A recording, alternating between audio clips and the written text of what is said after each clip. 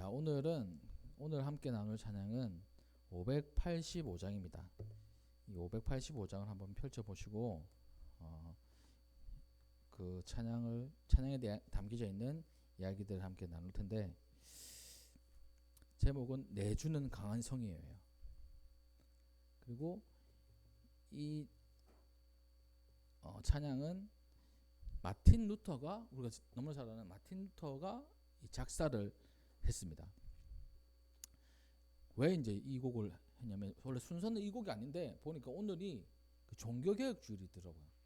그 교회에 있는 달력에 있는 그 흐름을 보면 오늘이 이 종교개혁을 기념하는 그런 날입니다.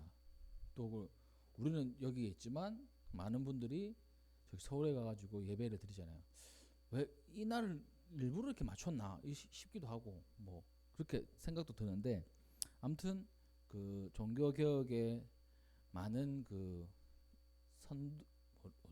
리더들이 있었어요. 그 중에 한 명이 마틴 루터였는데, 그분이 쓴 곡이 바로 이 내주는 강한 성이요라는 그런 찬양입니다.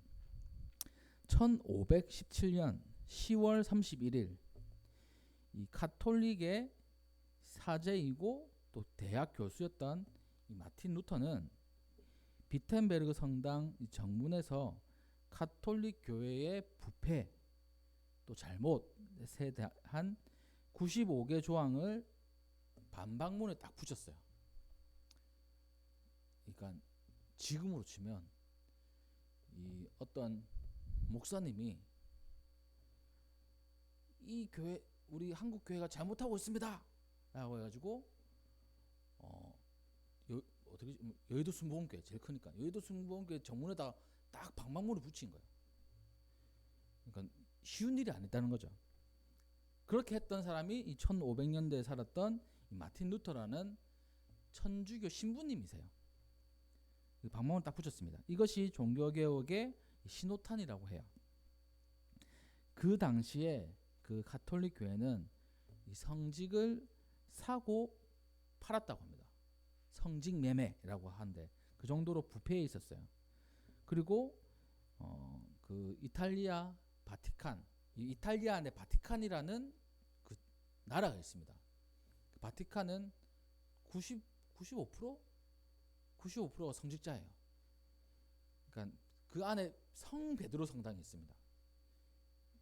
그 성당의 1호라고 하면 이 성 베드로 성당이에요. 왜 이름 베드로를 썼을까요?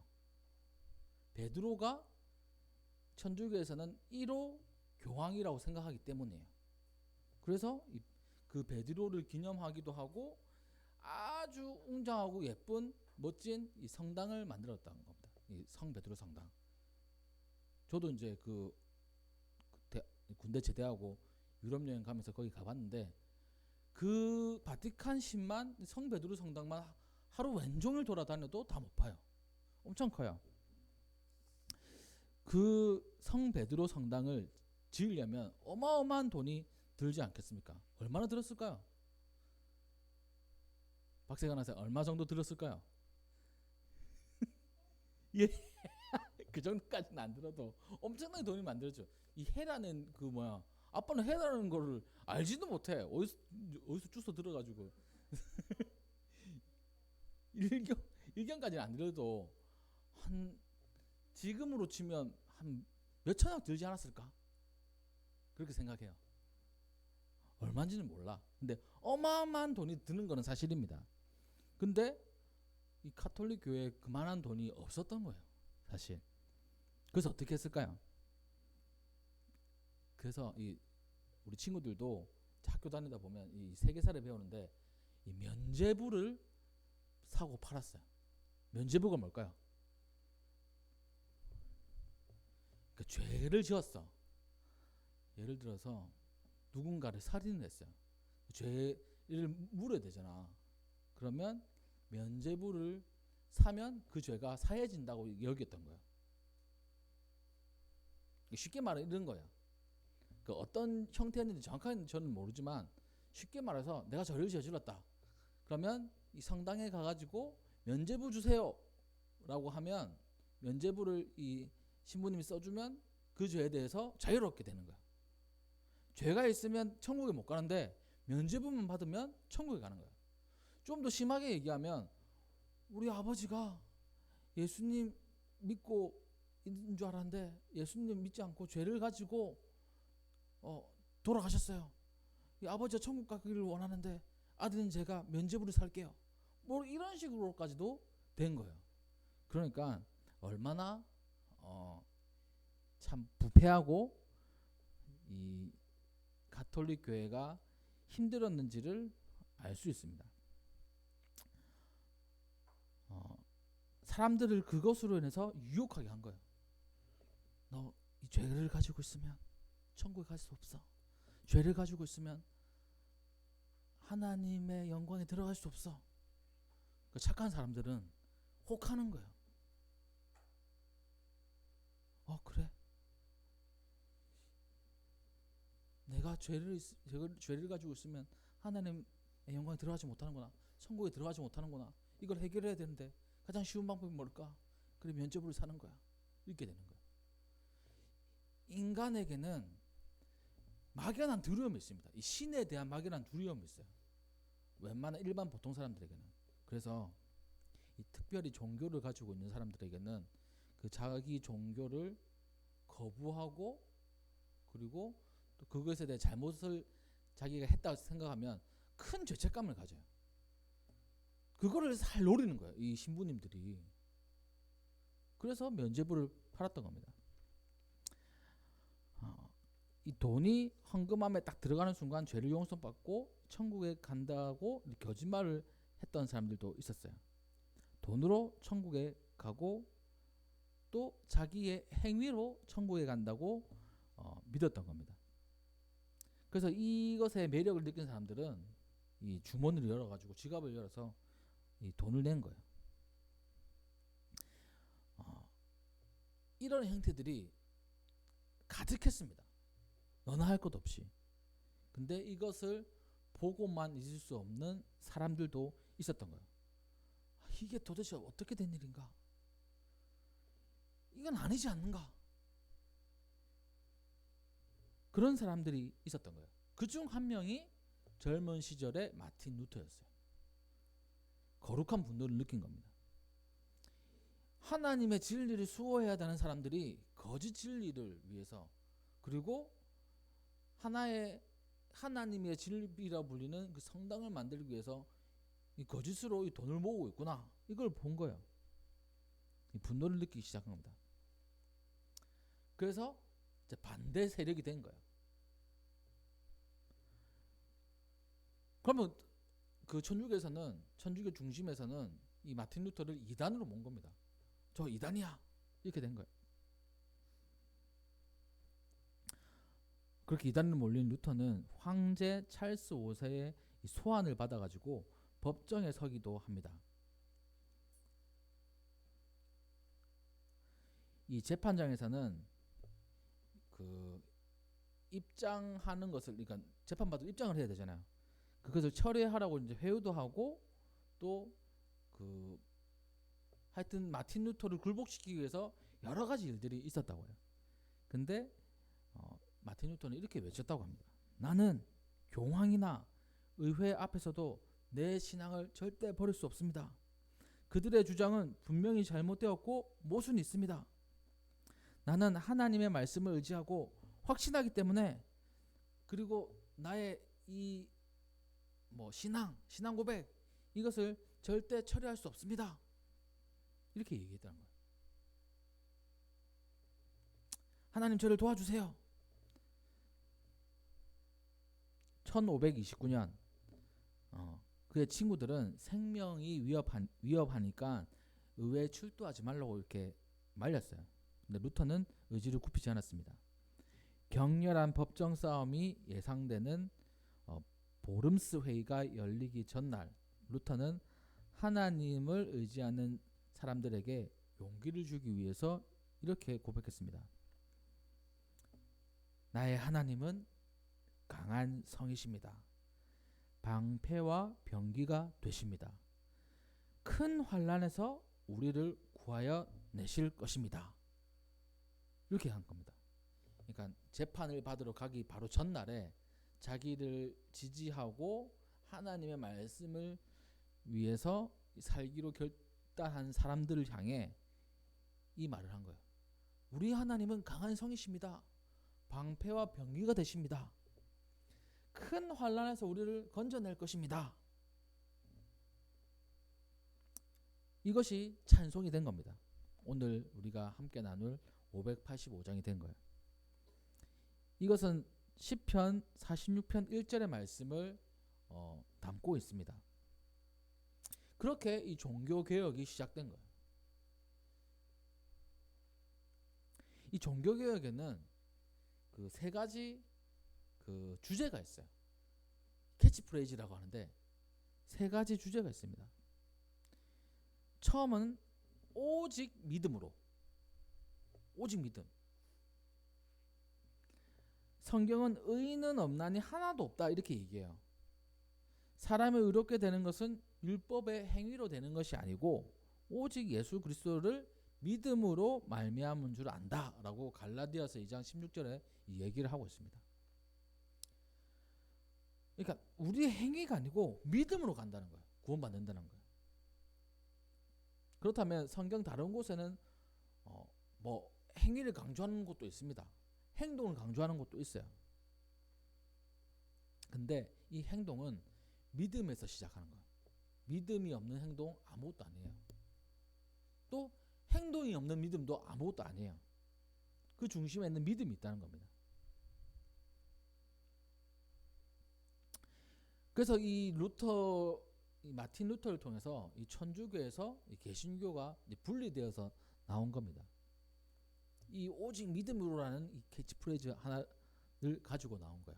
그러니까 첫 번째 이 주제였어요. 뭐 대항을 하거나 또 시위를 하거나 맞서 싸울 때 이 찬양을 했다고요. 이 노래를 내 주는 강한 성이다. 그래서 거짓 종교와 맞서 싸웠다고 합니다. 두 번째 이 주제, 이 종교개혁의 주제, 오직 은혜. 첫 번째는 오직 믿음이고 두 번째는 오직 은혜예요. 오직 은혜. 사람은 살아갈 때 이 죄책감을 가지게 돼 있어요. 어떤 일에 대해서 죄책감을 가집니다. 이게 사람의 기본 성품이에요. 뭘 잘못을 하면 죄책감을 가집니다. 죄책감을 없는 사람들이 있어요. 사람이라고 이제 안 보죠. 사이코패스 이런 사람들은 죄책감이 없는 거예요. 내가 왜? 그 사람을 아프게 하고 죽이면서까지 죄책감을 가지지 않습니다. 그건 사람이 아닌 거예요. 어떻게 보면 다른 존재인 거예요. 보통 일반 사람들은 죄책감을 가집니다. 이 마틴 루터도 죄책감을 가지고 있어요. 사실 우리 기독교도 죄책감이 있어야 돼요. 자기가 죄인이라는 것을 모르면 예수님을 받아들일 수 없습니다. 믿음을 가질 수가 없어요. 이 30세의 루터가 이 죄책감에 시달리고 있었어요. 근데 그때 어떤 일이 있었냐면 로마에 있는 빌라도의 계단을 무릎으로 기어 올랐습니다. 고통을 참고 계단을 기어 오르면 죄를 용서받고 평화가 찾아올 것이라고 생각했습니다. 꾸역꾸역 무릎으로 계단을 올라가는 거예요. 무릎으로 우리 아파트에서 우리 집까지 1층에서 13층까지 올라간다 생각해 보세요. 어떨까요? 힘들죠. 고통스러워요. 근데 그렇게 하면 구원받을 거라는 그 시대에 생각들이 있었던 겁니다. 그 생각을 가지고 이 마틴 루터도 그렇게 했던 거예요. 꾸역꾸역 계단을 올랐어요. 근데 깨달았습니다. 구원은 내가 어떻게 행동해가지고 받는 게 아니라는 거예요. 아무리 나를 그 죄책감 때문에 내 몸을 상해하고 그리고 아프게 하고 고통스럽게 해도 그래서 구원을 받는 게 아니라는 겁니다. 구원은 행함으로 얻는 것이 아니라 하나님께서 주시는 은혜, 선물이라는 것을 깨달은 거예요. 그게 오늘 본문 말씀, 우리가 읽었던 본문 말씀입니다.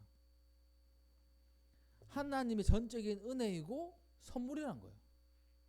우리가 막 엄청 노력해가지고 우리가 대신 이렇게 뭐 죄 때문에 상처를 내고 막 고통스럽게 하고 또 뭐 이렇게 한다고 해서 되는 게 아니고 하나님의 은혜라고 깨달은 거예요. 그 순간 루터는 자리를 박차고 일어나서 기어오르던 계단을 그만두고 내려왔습니다. 복음 그리고 복음이 아닌 거짓 신앙 완전히 다릅니다. 거짓 신앙은 우리가 억지로 순종하면 하나님이 우리를 사랑하실 거라고 얘기를 해요. 억지로라도 나를 고통스럽게 하면. 근데 복음은 하나님이 우리를 먼저 사랑하시고 먼저 손을 내미시고 먼저 은혜를 베풀어 주셨다고 얘기를 하고 있습니다. 그래서 그 은혜 때문에 그 은혜를 깨닫는 사람이 감사하고 그에 대해서 순종을 한다는 거예요. 복음은 하나님의 사랑, 하나님의 은혜, 예수님의 은혜로 말미암는 것이라 그것을 깨닫은 마틴 루터가 우리에게도 말해주는 거예요. 오직 은혜로 우리는 살아갑니다. 하나님의 선물인 이 구원, 우리의 노력이 아니라 하나님의 은혜고 하나님의 사랑입니다. 하나님의 선물입니다. 이렇게 하는 거예요. 오직 은혜. 이게 두 번째. 그리고 마지막 세 번째는 오직 말씀. 이 세 가지예요. 세 가지. 진리가 너희를 자유롭게 하리라 라고 예수님께서 요한복음 8장 32절에 말씀하셨어요. 루터는 진정한 자유를 원한다면 이 성경을 읽어야 된다고 말했습니다. 그는 자국어인 독일어로 성경을 번역하고 찬송을 쓰는데 13년을 보냈다고 해요. 루터는 성경으로 돌아가야 된다고 주장을 했습니다. 그래서 이 종교개혁은 이 초대교회 신앙과 예배로 돌아가려는 운동이었던 거예요. 오직 믿음으로, 오직 은혜로, 오직 말씀으로 그 신앙의 캐치프레이즈, 이 주제가 이 종교개혁 안에 담겨져 있는 거예요. 그것이 지금까지 우리에게 내려져 오고 있는 겁니다. 이 천주교하고 이 개신교하고 달라진 이유가 그 달라진 경계에 있는 사람이 바로 이 마틴 루터예요. 또 몇 명의 그 종교 개혁자들이지만 그 중심에는 마틴 루터가 있습니다. 그래서 오늘 본문 말씀을 한번 살펴보면 이래요. 이 본문 말씀 한번 볼까요? 에베소서 2장 8절 9절 너희는 그 은혜에 의하여서 하나님의 은혜가 있는 거예요. 먼저 하나님의 은혜가 무엇입니까? 하나님은 우리를 사랑하신다는 거예요. 우리를 구원하고 싶어 하신다는 거예요. 그게 은혜인 거예요. 하나님 우리를 내버려 두지 않으시고 은혜를 베푸시기 원하십니다. 그래서 예수님 이 땅에 보내주신 거예요. 하나님 먼저 예수님을 보내주신 거죠. 그 은혜에 의해서 믿음으로 말미암아. 믿음은 무엇입니까? 이게 사실 이 두 가지 의미가 있어요. 한 가지는 예수님의 믿음입니다. 예수님의 믿음으로 우리가 구원받는 거예요. 첫 번째는 왜 이렇게 하냐면 이 원어를 보면 예수님을 믿는 믿음이라고 표현돼 안 돼 있고 예수님의 믿음이라고 표현돼 있어요. 소유격으로 돼 있어요. 그러니까 그러면 잘 생각해 보면 우리가 예수님을 믿는 게 아니고 먼저는 예수님의 믿음으로 우리가 구원받는 겁니다. 예수님의 믿음은 무엇일까요? 자기가 십자가에 달려 죽음으로 모든 죄가 사해진다는 거예요. 그 믿음이에요. 그 믿음.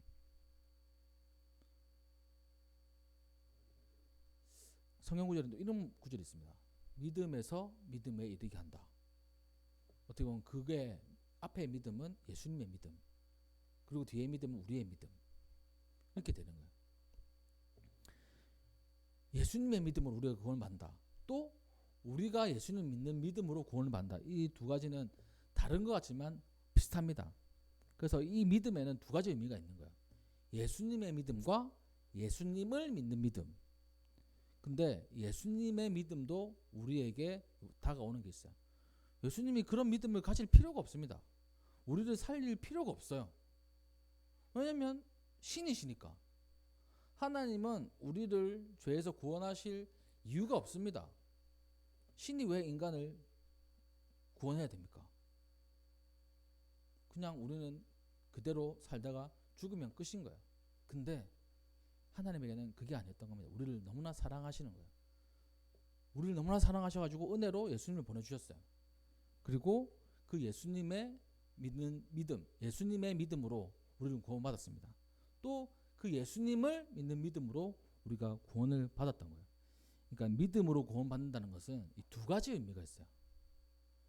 대개 우리는 예수님을 믿는 믿음으로 구원받는다고 생각하는데, 이것도 이제 신학적인 내용인데 이래요. 사실 그래요. 내가 예수님을 믿고 싶어요 라고 해서 믿어지는 게 아닙니다. 그렇지 않을까요? 내가 우리 아내를 믿어요, 권사님을 믿어요, 우리 자녀들을 믿어요, 이렇게 해서 믿어지는 게 아니에요. 의지적으로 믿어지는 게 아니에요. 특별히 예수님을 믿는 믿음은 더 그래요. 내가 어떻게 예수님을 해서 믿어야지 한다고 해서 믿을 수 있는 게 아닙니다. 그래서 성경은 믿음은 은사라고 했어요. 하나님이 주시는 거랬어요. 믿음을 주셔야 돼요. 저를 가르쳤던 그 교수님 중에 한 분이 이런 말씀을 하세요. 내가 성경을 되게 다 믿는데 한 가지는 믿어지지 않는다는 겁니다. 뭐냐면 예수님께서 죽었다가 부활하신 게 믿어지지 않는다는 거예요. 사람이 어떻게 죽었다 부활할 수 있지? 성경의 그대로를 보면 분명히 죽은 사람인데 어떻게 부활할 수가 있지? 이게 믿어지지 않는다는 겁니다. 그분은 교수님이시기도 하고 목사님이시기도 한데, 그래서 그걸 가지고 씨름을 했대요. 야곱이 그 약복 강가에서 하나님 그 주의 사자와 씨름하는 것처럼 저에게 믿음을 주세요 씨름을 했대요. 그랬더니만 얼마 지나지 않아 자신의 마음에 믿음이 생기는 것을 발견했다고 합니다. 아, 내가 애써 믿으려고 했던 그것도 중요하지만 하나님께서 믿음을 주셔야 되는 거구나, 이걸 깨달았던 거예요. 그러니까 여기 있는 우리 모두 다 믿음을 가져야 되는데, 믿음을 가지려고 애를 쓰십시오. 근데 그것보다 더 중요한 거는 하나님께서 우리에게 믿음을 주셔야 되는 거예요. 그 믿음을 가지시는 우리 모두가 되기를 주님의 이름으로 축복합니다. 하나님의 은혜가 먼저예요. 그리고 믿음으로 말미암아 구원을 받았어요. 예수님의 믿음, 또 예수님을 믿는 믿음으로 우리가 구원을 받았는데, 이것은 우리가 애써서 한 게 아니고 하나님의 선물이라고 이렇게 얘기를 하고 있습니다. 구원은 하나님께서 주신 선물이에요.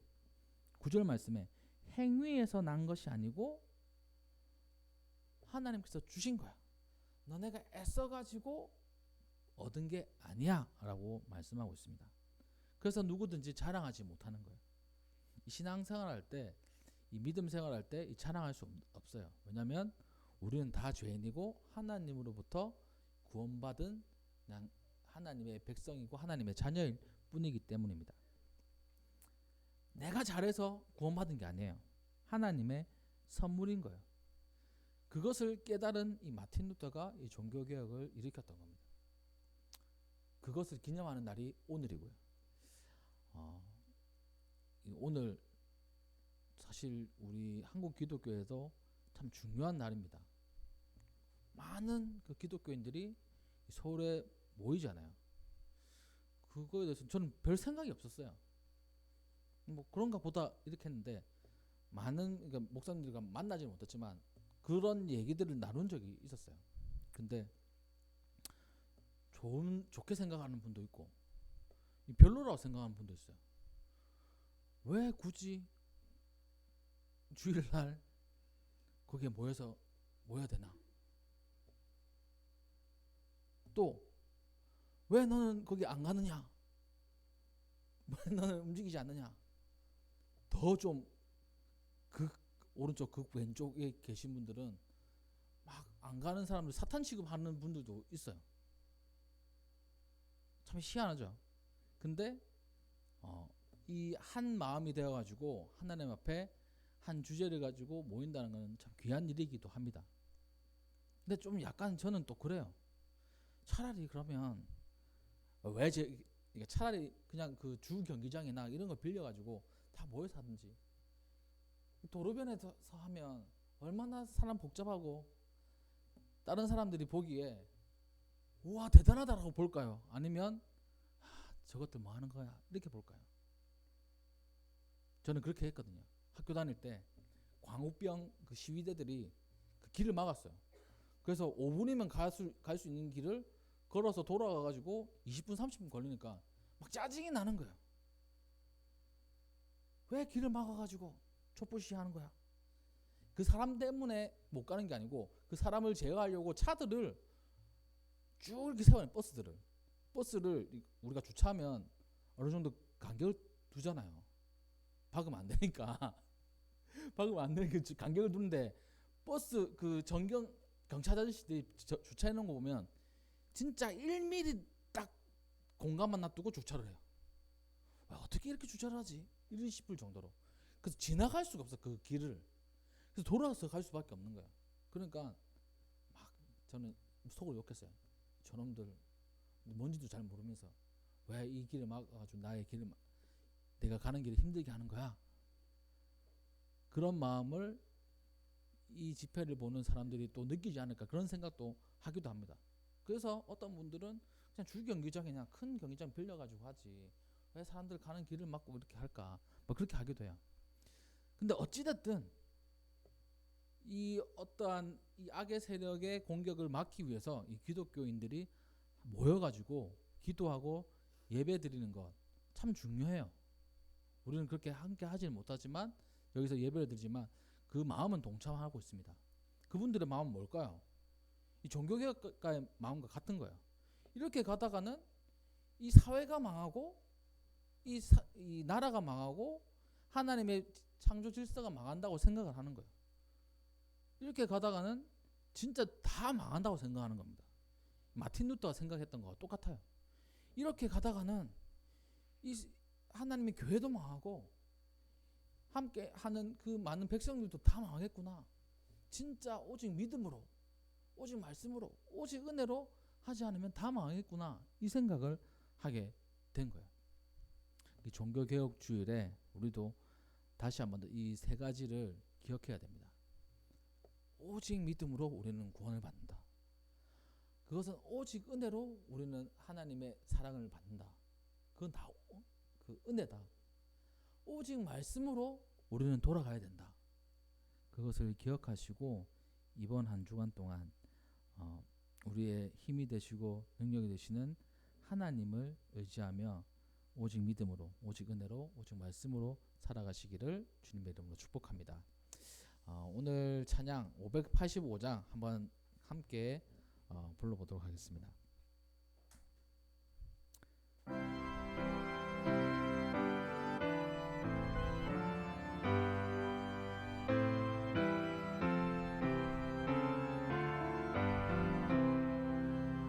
내 주는 강한 성이요 방패와 병기 되시니 큰 환난에서 우리를 구하여 내시리로다. 옛 원수 마귀는 이때도 힘을 써 노력과 권세로 무기를 삼으니 천하에 누가 당하나. 내 힘만 의지할 때는 패할 수밖에 없도다. 힘 있는 장수 나와서 날 대신하여 싸우네. 이 장수 누군가? 주 예수 그리스도 만군의 주로다. 당할 자 누구랴?